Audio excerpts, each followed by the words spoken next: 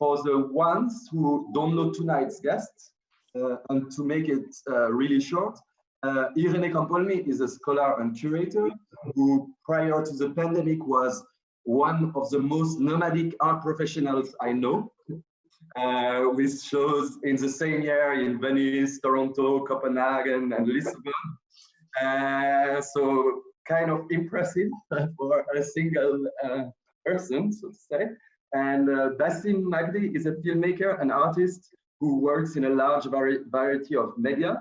Basim had taught at several art schools, and he is now based in Basel, where he works also as mentor for the Institut für Kunst.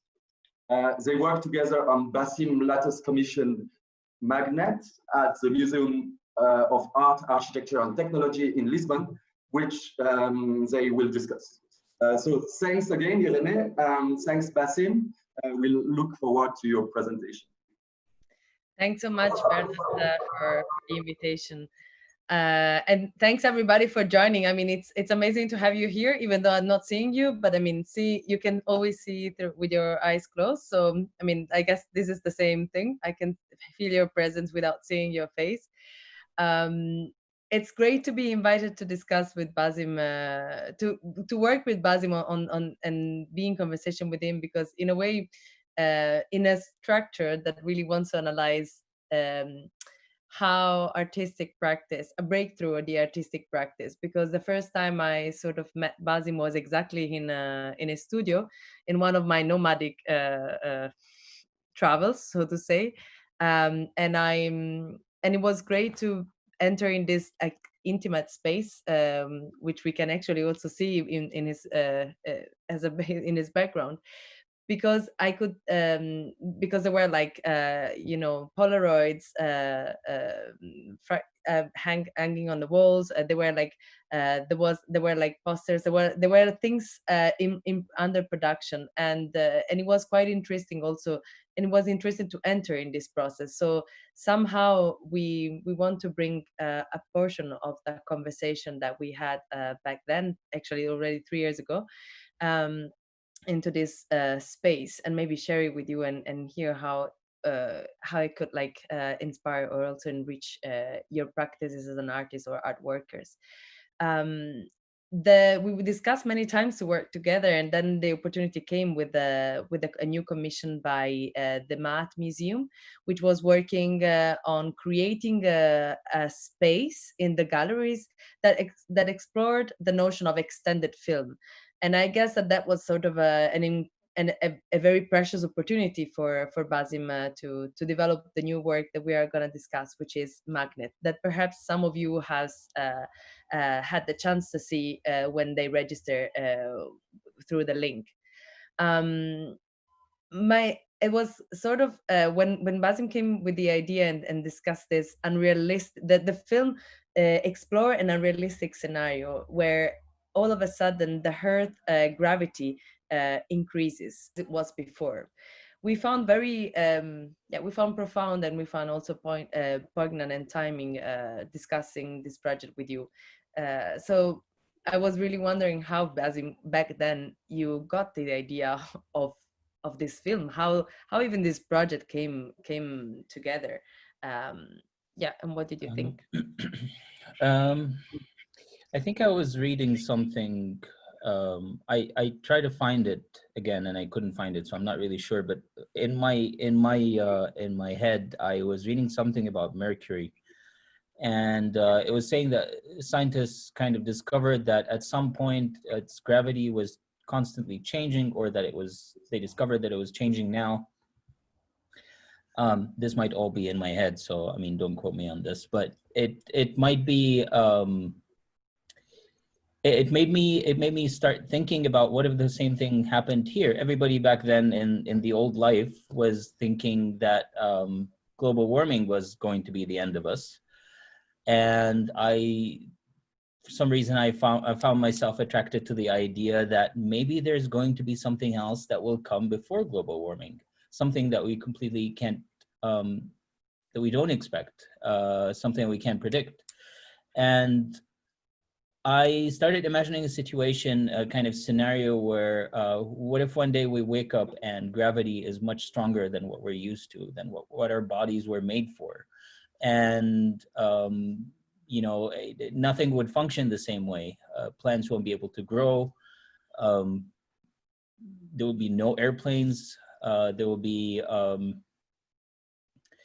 we won't be able to walk the same way. The animals wouldn't be able to walk the same way. And the more I thought about it, the more I realized that this is way too apocalyptic and depressing. And the more I thought about it, I found myself more attracted to the idea of describing what it would be like. But at the same time, I realized that I wasn't actually that interested in the idea of what would happen, because then it becomes kind of a sci-fi movie. And at some point, I realized that what I really wanted to do was to actually create this possible history where this could have happened many times before, that this is a recurring phenomenon, and that we actually have historical evidence that it did occur before, but because we have no point of reference, we never really interpreted those artifacts and this evidence the way it was intended to be interpreted. So I started writing, and at the same time we met, and then the invitation came from M.A.G.N.E.T to do a solo show, and it was a commission for a moving image work. The space was big. Somehow I didn't want to do just the film. We'll talk about this later, I guess, but I thought a lot about how I could present this, and eventually I decided that I wanted to be in a linear format, in a film that would be shot on 60 millimeter. And I started thinking of locations. I started doing research. A good friend of mine had told me about this volcano crater on an island in Greece, Nisyros. And I had seen photos of it. So I was definitely curious to go there and film there. At the same time, when I went to Lisbon to discuss the show with the director of the museum and with you and with Ines, the co-curator of the show, I planned, to go to other locations and film while I'm there, because I always have to do this because of budget reasons. If I'm going to be somewhere, then I'm going to look for locations there to shoot footage for my film. And I found two places that were interesting to me. So I went there and I filmed. The two places were a site for standing stones next to Evora, and another one called Foscoa in the east, close to the Spanish border, where prehistoric animal carvings were found recently. I would say maybe 20 years ago. I wasn't sure exactly what I would do with this footage, but I knew that this makes sense. It was also, there's this fire carnival that is organized in Switzerland every year, where people push carts loaded with wood that's on fire. So I went there to film with another good friend. And after that, the way I work is that I usually go back between writing and filming. I start writing, and then I respond to that by filming, and then I film more than I write, and I respond to that also by writing. And eventually I kind of had an idea, and all I had to do was to kind of create a fictional but also believable, in a way, scenario that would somehow linger in that space between fiction and scientific fact at times. So I started creating this history. I collected these giant clamshells, and I started drawing on them, creating these fake historical artifacts. I used the style and technique of a almost prehistoric civilization that was in Egypt before the unification of the country and the beginning of the first dynasty. It was called the Nagada civilization. they had a very distinctive way of drawing that was way ahead of the time. So I used the same style and technique. I used the same pigments they used. I also came up with this idea that, you know, a lot of, you know, all these historical artifacts that I was filming, some of them never had, there was never an explanation for why they existed, why they were built. So for example, standing stones, there's no real explanation until now why standing stones are scattered all over Europe. So I kind of created this scenario that they were actually scales to measure gravity. You erect a standing stone somewhere, and every year you go and you measure it. If it measures the same like last year, then gravity is the same. If it's shorter, that means it's sunk. So something stronger must have pulled it down, which means that gravity is gradually increasing. But then, of course, there are also layers to that. So I didn't want to leave it as, you know, I didn't want it to become a mockumentary, a scientific mockumentary. So the layers would be fictional layers, you know, with magicians and clairvoyants and the kind of describing the whole process of measuring this stone and who would measure it and what does it mean, and how they would intoxicate the standing stones with their flashlights. You know, I work in layers, and that's very important for me, that the layers are visible, they're visual and they're technical, but they're also conceptual in the script of the film. And yeah, from there it just kind of started flowing, and it's a process that I can't control. I just film and I write and I film and I write, and eventually I bring all the material together and I start working in my studio. I edit, and that's when I also create the soundtrack. I'm constantly recording on my phone or on my sound recorder, recording samples. So I start working with these samples, and the soundtrack ends up becoming the glue that brings all the other elements together. But that's interesting what you're just saying, because you talk about layers, and talking about layers, one could refer to narrative as a layer and sound as a layer. And the image, the actual shooted image that is basically creating a layered work. And in this, I'm very interested in looking also at. I was fascinated by the way in which you layered the image per se, because each, especially in M.A.G.N.E.T, each footage is shot with a filter. With the filter on the camera, so that you can actually recognize the reference of that actual image, but you would never have the same sort of feeling, the same impression, right?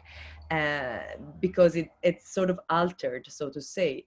And then there is a layered sound, because I was fascinated by the fact that you are creating the sounds of your film, but that the actual sound that we hear is not recorded on site, but is recreated on studio, and that actually is created. I would be very happy if you could talk about that, because you create the sound in studio by using completely different tools to actually create the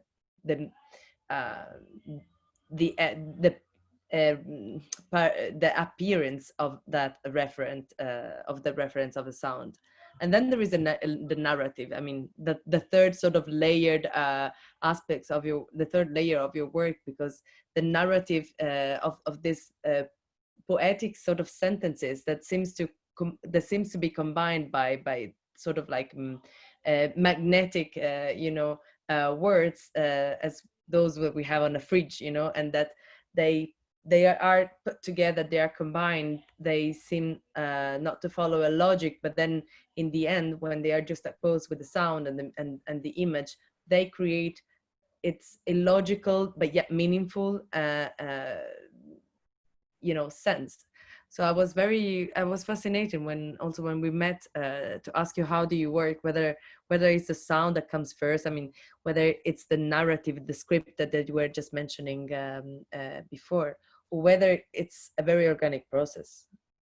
It's quite organic. It never really, I don't have rules. And the only rule I have when I start working on a new film is that I tell myself that I have to make sure that there is one element that's or one layer that is new in this film. it helps me not get bored of what I do, but also it keeps the process of evolution of my work going. But to go back to the layers, yes, the way I see filmmaking is that there are 3 layers. There is the narrative, there's the image, there's the sound, and each one of those for me is also layered, visually, conceptually, in all kinds of possible ways I can do it.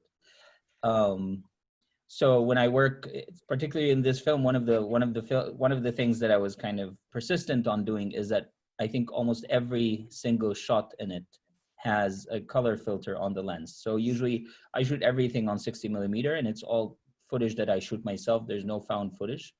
I shot the film in a lot of different places. Some locations I went to shoot deliberately because I needed to go there and film there. And some places I found myself at. So for example, there's footage that was shot, aerial footage of, that was shot in Hong Kong, because I happened to be going to Hong Kong, and that was the perfect kind of city, aerial footage of a city from above. So I shot footage there. But usually I use filters, anything ranging from like a red filter like this. You can see how red I am now.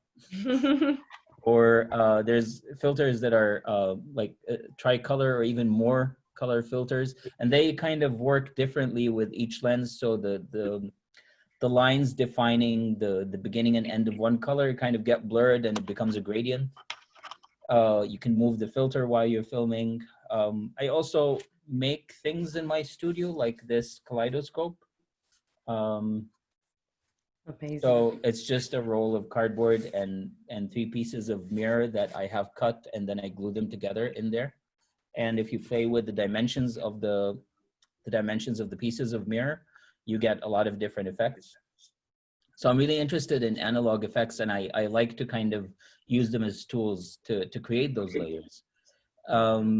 With the image, I worked a lot with those layers, but also in the narrative, it was important for me that there are different stories. Some of them are running parallel, and some of them never really intersect, and you never really know who the narrator is. At some point, it becomes possible that maybe the narrator, the only person who might be narrating this story, is a robot. When you start seeing that robot for quite a long time, like for 3 or 4 minutes, and then he says. Actually, I shouldn't have said he, because I asked that robot if it's a he or a she, and it said, well, I'm just a robot, when I was filming it. Its name is Pepper, and it's actually a very common robot. You can buy it. What does the robot do if you buy it? It helps with like house stuff, and it answers questions. It's like a Siri in human form, and it moves around, and it helps with very basic tasks. Okay. But yeah, the narrative, it was very important for me that it stays as ambiguous as the story is. I'm not trying to do anything. I wanted to stay ambiguous. I wanted to stay kind of enigmatic, and I want to steer away from anything that's didactic. It's fiction, and I want it to be poetic. And poetry can also be created visually with color and the sequence of images and sounds that lead to the narrative that kind of carry the story. Yeah. Yeah, and then there was also the sound, which, like I said, is the glue. And the sound is, I collect or record sounds all the time. Some of them are things that I just happen to hear, and some of them are sounds that I create. So, for example, one of the very common things you hear in the film is the sound of my fingers scratching my jeans, and I recorded that repetitively. And then what I do is that I would take this sample, I would repeat it even more, I would layer it more, I would reverse it, so play it backwards, I would stretch it, make it slower, and then eventually you get something completely different. One other thing I did in another film was to record the sound of tiny soap bubbles bursting.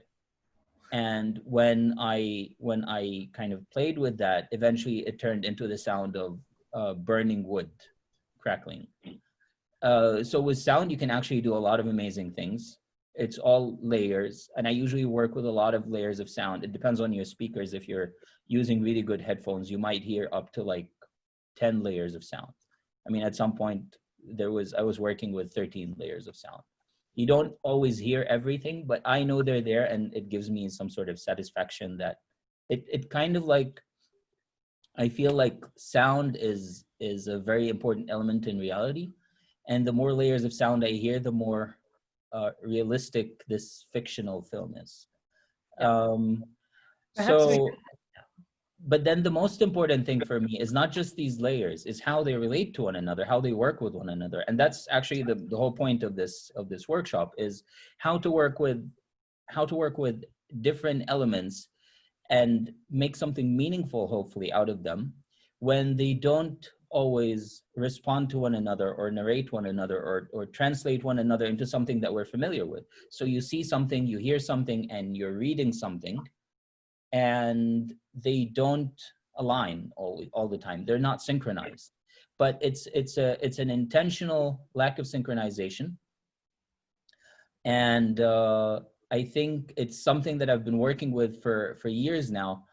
And I've come to believe that the most important aspect of it to work is that it has to flow. It doesn't, like, no big surprises, nothing, it has to flow. It has to be, because also people, like, our attention is it's different. We all have different attention. I mean, some people told me, I can't concentrate on the image when I'm reading, or I can't concentrate on the what I'm reading when I'm hearing something completely different. And some people get it, and that's completely fine for me. So that also became one of the reasons why I started writing in what I hope is a poetic way, because I realized that I am not good at writing poetry in a classical way. But I think what I write works when it becomes part of a composition that includes sound and narrative and image as well. So yeah, that's something we're going to be working with today. The connection, the relationship between different media and different elements. And I just wanted to show a really small clip to kind of demonstrate what I was talking about. So let me just get it, and then I will share my screen.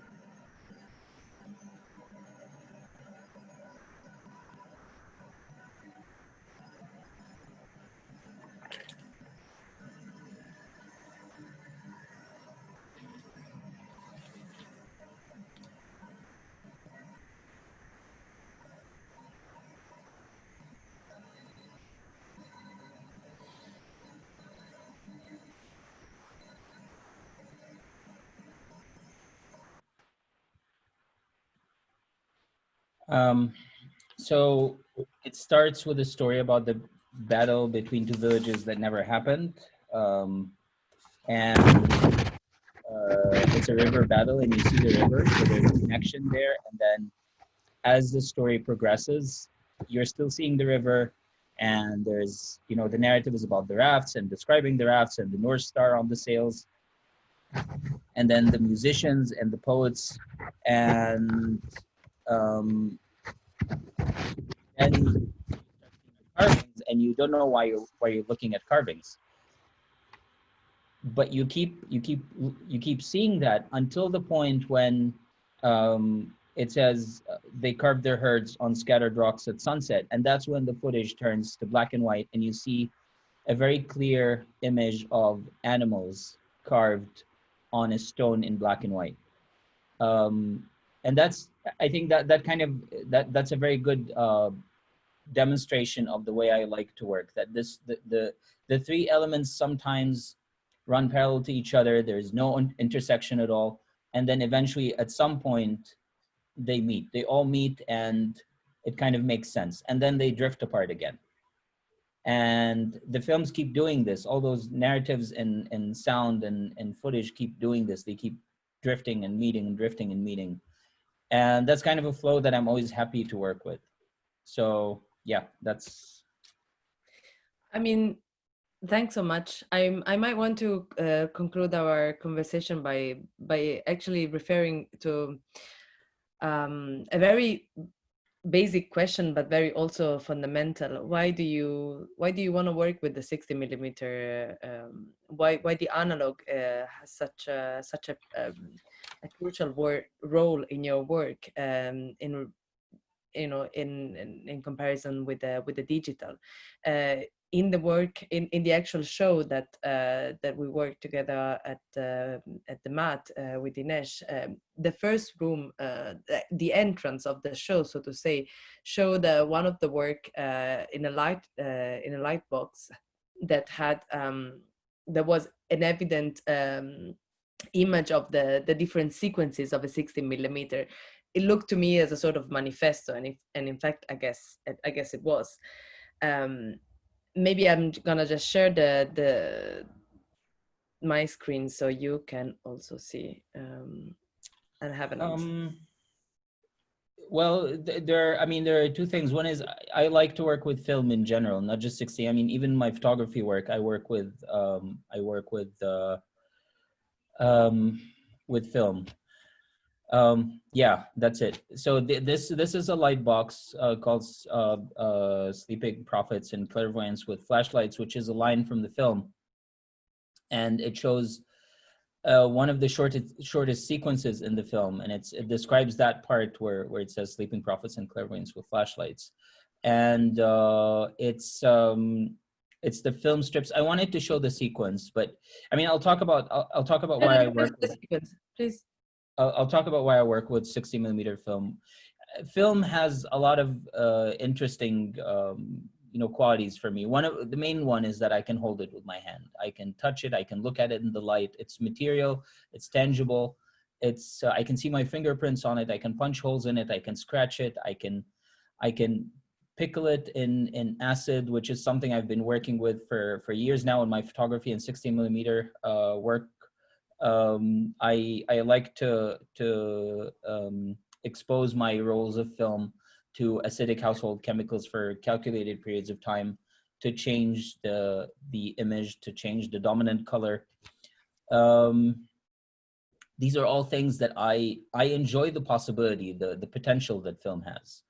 I feel like film is not, I mean, I know that there is some sort of a resurrection of film now, a revival, but I think eventually film is not going to last forever. And I feel like there's still a lot of potential in analog film processes since the beginning of photography and since the beginning of, since people were working with cyanotypes, that there's still a lot of work to be done. And I'm happy, I'm excited actually by the possibilities that film offers. The other thing is I like to play with the idea that film is old and obsolete, and a lot of people think of it as nostalgic, when I don't see it as nostalgic at all, but a lot of people think of it that way. And So you can play with the idea of time and the passing of time and what's historical and what's now and what's futuristic.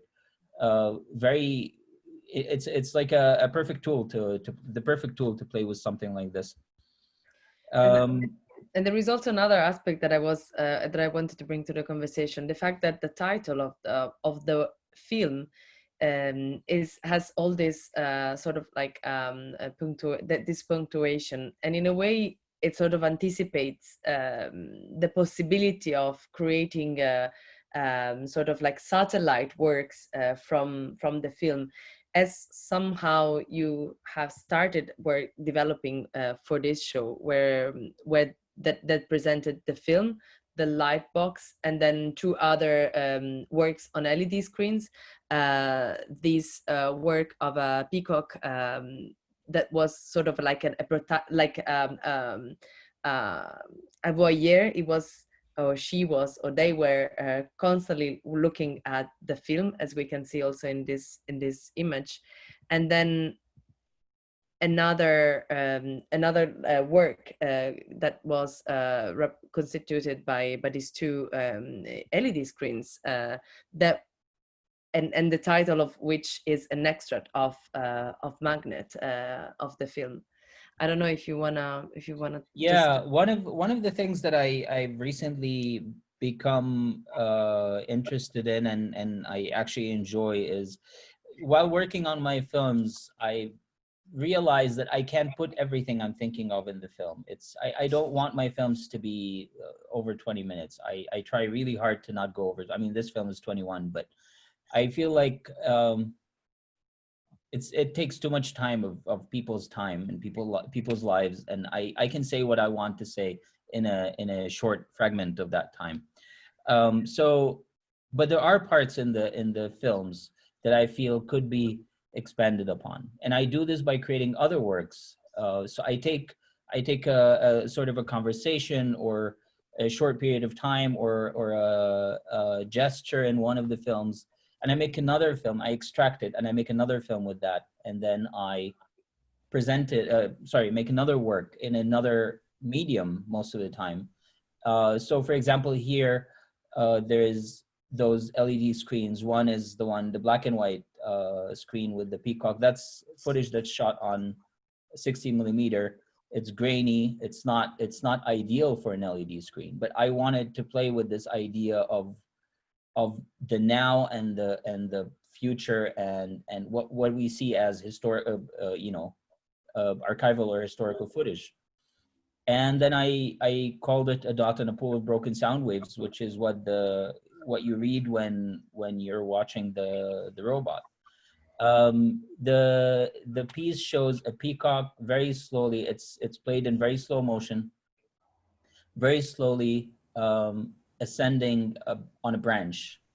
And to me, it's an act of defying gravity, because you're kind of walking. First of all, it's walking, and it's walking up, and the slow motion shows that how difficult this could be if gravity actually does get stronger. I wanted to also play with the idea of the repetitive motion there are two other screens that's together create another piece. The repetitive motion of humans jumping or birds flying and flapping their wings. It's just, I wanted to take these moments from the film and highlight them and kind of make something bigger out of them, something different, that they kind of have another life. They become another, kind of like an octopus that has many tentacles. And the film strips, the first piece we talked about, was a similar kind of way of looking at a part of the film. Yeah. And it gives the film new kind of lives, new meaning. It makes it more like conceptually three-dimensional. You can look at it from different angles and you can explore it in different ways. Yeah, so that's why I did this for this show. That's that's great. Thanks so much for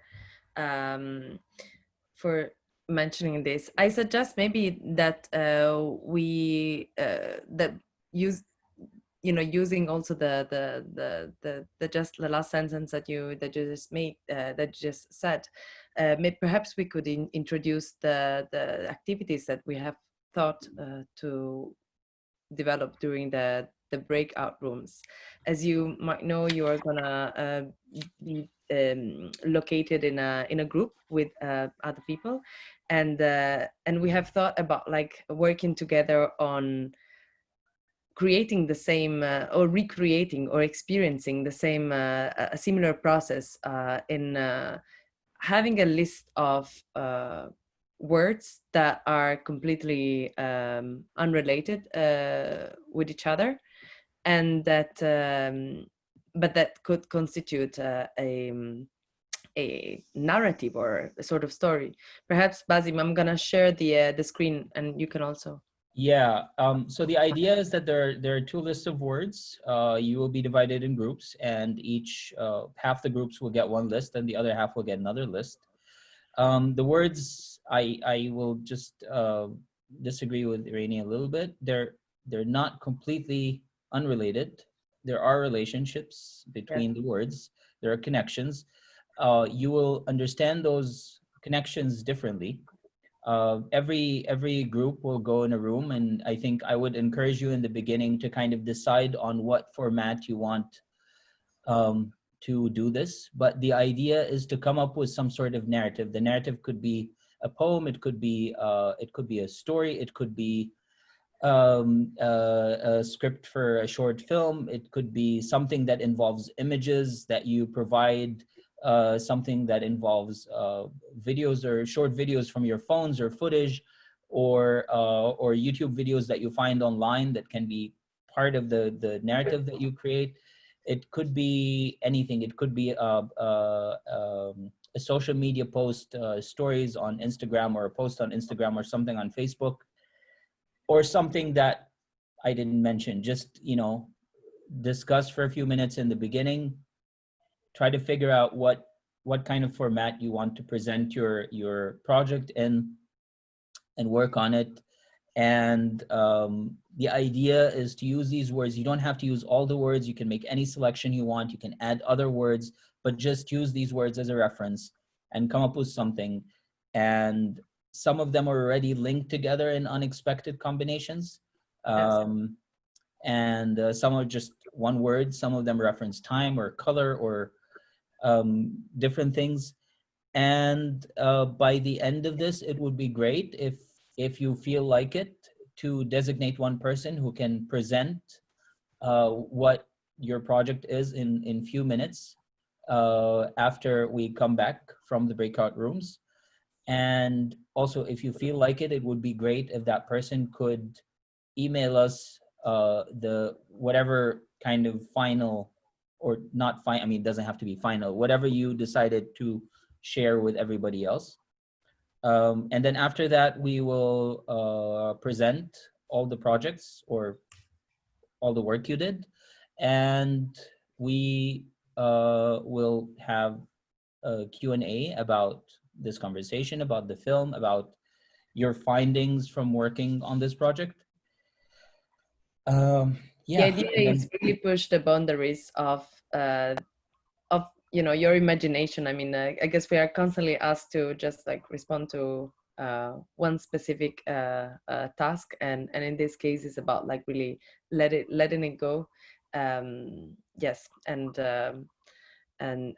an experiment, so to say. So and the important thing is that Basim just mentioned, is that the person that will be designated to present the work is the person that also sort of will have the possibility to share the screen, because as you know, like in Zoom, you need like sort of you need the permission from the host. So yeah, that's it. Me and Basim will be jumping virtually from a room to another one, but to engage in conversations with you. So we really look forward to it. And I guess it's the time that we have set is about like 25-30 minutes. And then naturally you will be, naturally but digitally, you will be redirected in the main room for the conclusive conversation and the presentation of the projects. I would like just first, thank you so much. I just would like to add an information. You can find the PDF Irene shared with you on the right side of the screen your screen when you click on chat. So Karina Ehrman sends a link to a Google Drive, and if you click on the link, you will have the possibility to download it. And since the breakout rooms are not directly connected with this chat, you should do that actually now in order to have the instruction when you are in your group. So while you're doing this, I am just going to remind you of one very simple thing. Remember that absurdity and meaninglessness and randomness can all be meaningful. So don't try to make too much sense of it. Have fun. I just want to say that I love this workshop. I just love this workshop. I just want to say this. I really love it. I heard this and I'm really happy. Yeah, me too. I suggest maybe we just mute, everyone mute. And like that, just like Irene and Basim can continue to moderate, to present all the results. But, oh my god. Hi, Hank.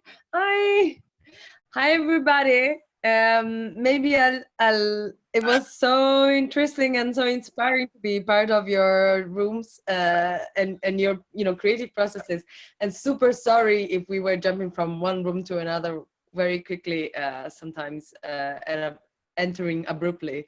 So perhaps since like time is really running out, I would just suggest to start with introducing group A, 1A.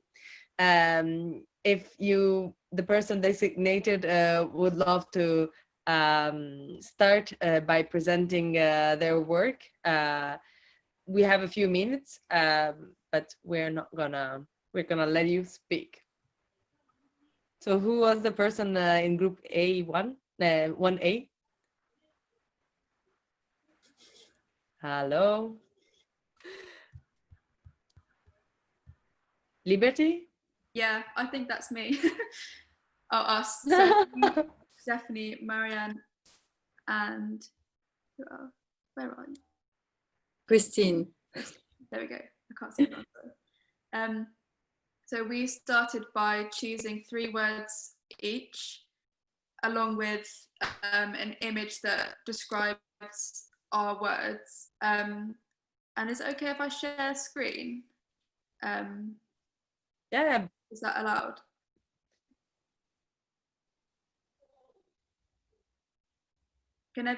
Is everyone able to see? Wow. I think so. So these are the images we chose each, and we sort of created a narrative using the words we'd chosen, and it came to: in an endless year, in the ancient valleys of the dead albatross, there was a blackberry maze. There were shadows playing Russian roulette at a tea party that lasted 16 years. 7 minutes of misfortune, a domesticated plague, turned them into faded souls.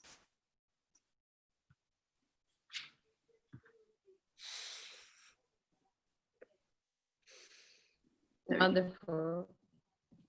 Thank you so much. Thanks. Okay. I mean, that's great. Thanks so much. And who was part of the 2B and was working with the list number, to the list B, with the list B? Miriam, maybe since you were the one using your phone. Hi, yeah, I will try and do this. Sorry, I'm still a newcomer in Zoom, so I'm like trying to, wait, hang on. Can you, Mikael, can you like explain what we did, and I'll do the screen sharing until then? Okay, so what happened in our group is that we were the 2 of us for like 5 minutes, Miriam and I, and then arrived M.A.G.N.E.T, and then arrived Billy. So every time we're like starting going somewhere, it's like there was a new discussion, introduction, And it was really nice, like to get to know a bit each other. And we chose every one of us chose a word. There was the word threat that came out, the word Venus, the word sunscreen protection, and finally the word skateboard. And while we were discussing with Ang and Billy, and Miriam was participating and using her phone and taking kind of notes, and then we were like we wish we had more time, because we were running late, and we had like kind of philosophical debate about creativity and stuff like that. And so I don't know if, like, Miriam, you're ready now to share your notes? Yes, 1 second. Yeah. So while people were talking, I was just had like objects on my table that I photographed that kind of responded to what people were saying and what we were talking about. And then Billy just said a sentence that I liked. So it just kind of did like collaging through the work, or through our discussions, just kind of adding images to it.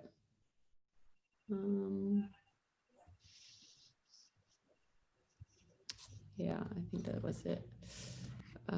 I think that was it for now. Yeah. I think yeah. I just want to say that the philosophical debate alone is quite a good outcome. I know that time is not on anyone's side, but I think the fact that you got to talk to each other and kind of think of this as a starting point for different, like, for new things that don't necessarily have to involve this particular group, but just the way you look at things differently, look at words and meanings differently, and how they connect to one another. So I mean, I think it's great that you were taking these pictures, that you were having this conversation, and it's just a starting point for something. Yeah. Indeed, it has been very inspiring to jump to hear your thoughts. Maybe now we switch to another group, the 3B or 3A. 3A, sorry. I know we were A, but I can't remember if it was 3. Well, you guys can go. I think it's a moment. If it's A, I think you should definitely go. So the 4 of us started, a few words resonated with us. A lot of our words actually resonated with us, and for us it was impossible to not connect them through and look at them through the prism of what's going on in terms of civil unrest around the world today, especially in the US, but also in Europe and Hong Kong and so many places. So we actually decided to reinvent silent language of hand gestures. That would be a global language for some form of decolonialization and collective hope and this kind of idea. So the idea was that I would write something, so I would be on the narrative side, and then Michaela would be performing this new language of hand gestures, and Steven would be layering a soundtrack while Katya shares images of protests in New York. So, sounds great. That's very elaborate. I love that. Time to rehearse, so it's gonna be rough. Okay.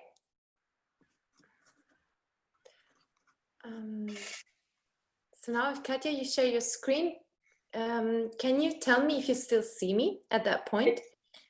I see you, but I don't see her screen. I think it's going to be one or the other. Let me try and then let me. Shit. Sorry. Let me try. Is Steven with us? I am. I don't know if you can hear me. Yeah, we can. Okay. And can you hear it when I'm playing? Go ahead. Yeah, we can hear you. So we'll... And can you still see me? Yes. Yes. Yeah. Cool. Okay, let's go now. All right. Yeah. They jumped the broom for an endless year of domesticated plague. Dinosaur bones of colonialism laying bare in ancient valleys. Faded cardinals and their ice cream logic stepped in. Russian roulette, tea parties unrecorded. Shadows of us voiced misfortune through lost hand gestures. Pluto and Europa finally joined souls, hissing crowds with black magic. Stingrays followed surfboards across the vast expanse of deserted seas. 7 minutes, 16 years, nobody knew, but the soft bodies of dead albatross. Wow, that's great. Thank you. That's yeah, if you had more time, that would have been like a, you know, a very solid piece. Yes, I think so. We needed a little bit more time. Well, you should exchange each other's emails, and if you want, you can work on it further. Yeah. Congratulations. This is great. This was great. Yeah, it's great. Thank you so much.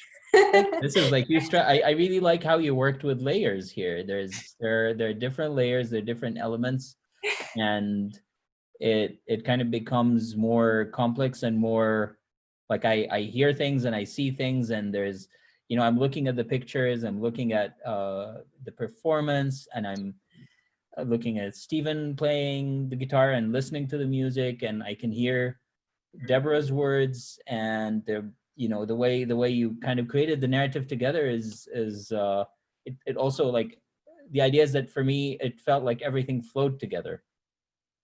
Yeah, indeed. And I think that makes it very coherent. Cool. Thank you. Yes, it was nice doing this. You Thank you created all. a new form of poetry slash. You should, if you don't know that, check out YouTube poetry. So kind of like nice. There are a few people who work with that, and they do some interesting things. And also, each of you brought their talent, which is great. We were lucky, I think, that it was complementary. Yeah. Yeah, it's great. Katya, maybe you should stop sharing the screen so back. Yeah. But thanks so much for this. And now we have 4B, I guess. Someone else who has the B. Some other groups that were working with the B list. This is Jess from, I think we think we're group 5. Yeah, I think you're 5, Jess. Yeah. Jess. Okay. Hey guys, Jodie and Mara, do you want to join as well, just to say hello at the beginning with audio? Hello. Hello. Hi. Hello. Yeah, guys, thanks so much for everyone putting this together. I just loved hanging out with Jodie, Amara, with Irene and Basim popping in. Thank you. We approached it with words and sounds.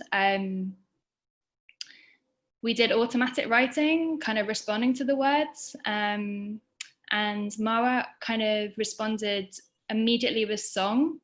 And with each word that she connected with, she's made a playlist. And then Jodie and I kind of ended up having a dance between a couple of words that we really enjoyed. We reflected together and decided that we would make ours like a lullaby. I'm going to share my screen, which I'm not too tech savvy, so wish me luck.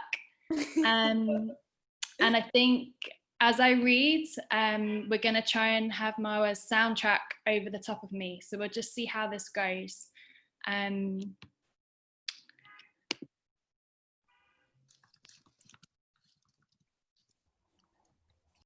Yeah. No, we can you see the whiteboard? We can see the whiteboard, yeah. Okay. So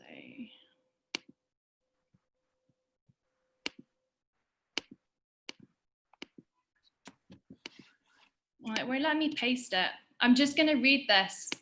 I think you have to go to annotate. So go up to view options on top. Yeah.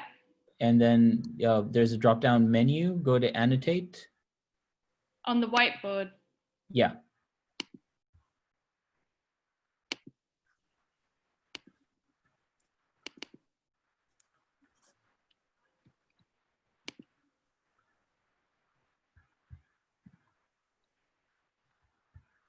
I think I just read it because the whole point is audio, really, for us. It's okay. It's the pitter patter of a lullaby, and I apologize. The three of us were like, "No, you do it, you do it, you do it, you do it," and I got the short straw. I love you though, Jodie and Mara. We get there. Okay, so all right. So our lullaby is called 7 Minutes in Heaven. Europa, Jupiter's moon, a potential new home for human civilization. Tomorrow is the full moon. It's known as the strawberry moon.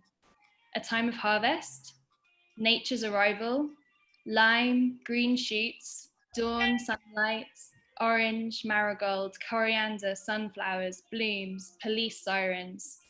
The tea, onions seeped in chamomile with chocolate bonbons flying as sugar cubes, Russian roulette of delectable divorces. Soul, racism, rose, optimism, mysterious love, kiss, ancient valleys, those devices that lie standing still, communication long gone silent, their tunnels and castings, filled with rustings, wires like those of ancient valleys, with roots long since dried out. Misfortune, hand gestures, unrecorded lands, not recorded, distant technologies. Crow, stingray, faded, proxima, cardinal, faded pinks, blossoms, petals swell, touch, colonialism. That's really beautiful. Thank you. Thanks. I'm really happy that you guys, you know, decided to say something about Europa being Jupiter's moon, because that's why I put it there. You know, there are a lot of these words that have two meanings, and I wanted to know if someone would think of Europa as like Europe or actually the moon.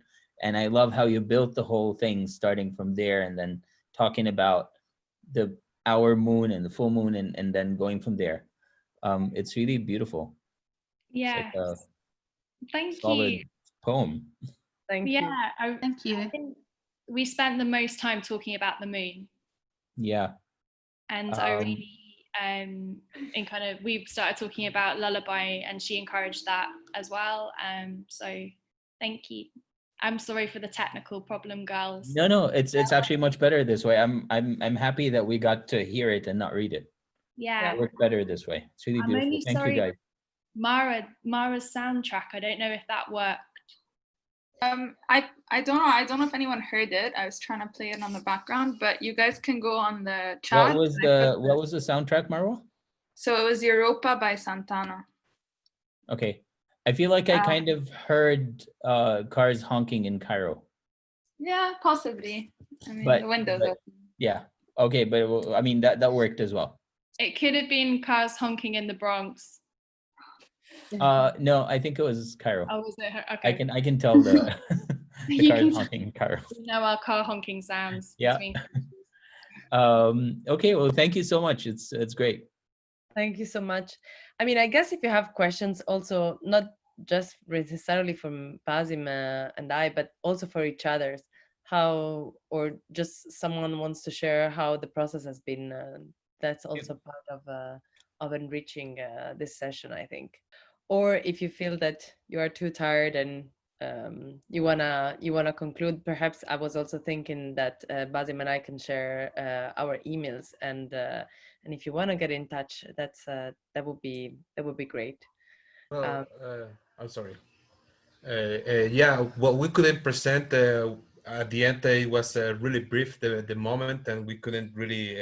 We have a lot of technical problems, but at the end, I think we really enjoyed the time that we were sharing, because we were like making jokes and sharing this and that and finding new problems. So from that perspective, I think it was pretty awesome. I was wondering what was happening in the other groups now that I see all the outcomes that that happens, you know. Like some of them were like really like, wow, how you did this in that brief of time. And especially because most of us don't know each other, so that's, I think, also really important. So thank you a lot, thank you guys for doing the event, and yeah, that's all. Thanks to you. I think having fun is definitely a huge part of it, so I'm glad you had fun and you told jokes. But also learn somehow like a way to to think differently in when facing a list, so to say, you know, or like at least to learn a process. And that's, I think, was also the core point of this session, of this masterclass. If there are no questions, perhaps I would like also to share maybe a poem that has really been inspiring for me, and that with Basim we thought that could be an interesting or at least an inspiring conclusion for this session. I don't know, Basim, what do you think? Yeah, I mean, I just want to make sure that no one has questions. Are you guys sure? I don't want to do a Zoom pressure, but we are here. Okay. So, but anyway, I will, I mean, you can find me on Instagram, you can find Irene, or, you know, we'll share our emails if you have any questions and you feel more comfortable asking them, not in front of people you don't know and a lot of names on the screen, then please feel free to do that. And thanks so much for sharing now, Jess, your lullaby. That's great. I don't know if some of you knows this this poem that I'm gonna read or share with you as a sort of gift, as a goodbye gift. It's a manifesto. I'm gonna share it now on my screen. It's a manifesto by M.A.G.N.E.T that has really inspired me in my practice. This has been like this, and I just want to read it with you the same way you read your poems. Working with the paradox, defining the elusive, visualizing the invisible, communicating the uncommunicable, not accepting the limitations society has accepted, seeing in new ways, living for a fraction of a second and penetrating light years, using intellect and instinct to achieve intuition, achieving total self-consciousness and self-awareness,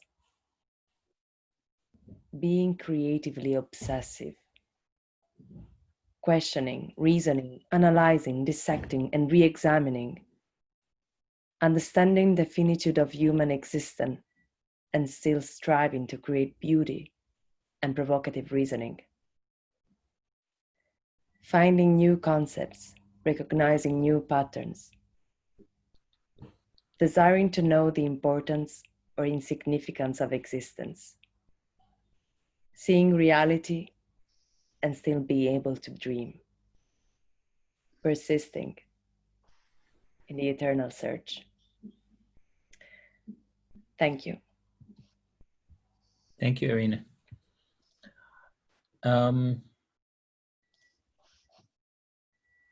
Bernard, you wanna take it from here? Yes, thanks a lot. So you too, it was such a wonderful moment. I think most of us have spent an amazing time. So not only on the organizational side, but as well as participants. Thanks for all this beautiful activity you presented. As you maybe know, like we ask every time, like the artist to develop and the curator to develop together a specific activity, and yeah, like the possibility of sharing together will continue. We have 2 breaking patterns left before summer. The next one is in French, so probably some of you can't be part, but the next was in 2 ones, it's like back in English. So the next one in French is with Jonathan Delachaux. He is an artist based in Geneva who is a conceptual painter, I will say so, to tell it like really briefly. And then we have Isabel Lewis. Maybe you know her. She is a really incredibly sensitive performer, and she is preparing the workshop for the 25th of June. So you can follow us, and we are also in all the social media possible on internet. So we will be pleased to have you with us for another session. Yeah, again, just to also to mention Jean Schubert, who did the broadcast for YouTube and Facebook. Thank you so much, Jean. And Karina Herman, who was assisting for the entire technique, and it's really not an easy part. So thanks also, Karina. So, and thanks you all for being part, because like the ID presented were just like amazing. So it's great to see our creativity might be part of our life in such a moment. So thanks a lot. Thank you very much. Thank you to all. It was great. Thank you so much. Yep. Thank you. Take care, and yeah, hope to stay in touch. I'm collecting your emails now, but I have them. Thank you all. I think this was great, and I just put my email address in the chat. So if you need to get in touch at any point, please do. Yeah, I love that everybody's sharing the their mail anyhow to all the participants with the address where you can send your file and what you did. So now the information come when a few of you have left, but it's anyhow you will receive this mail, and it's a possibility then to keep in touch, and we will share with Irene and Basim also all those beautiful information. Perfect. Thank you. It's beautiful. Thank you. Wow, this is nice. I'm just reading all the messages. Yes, me too. That was a really special.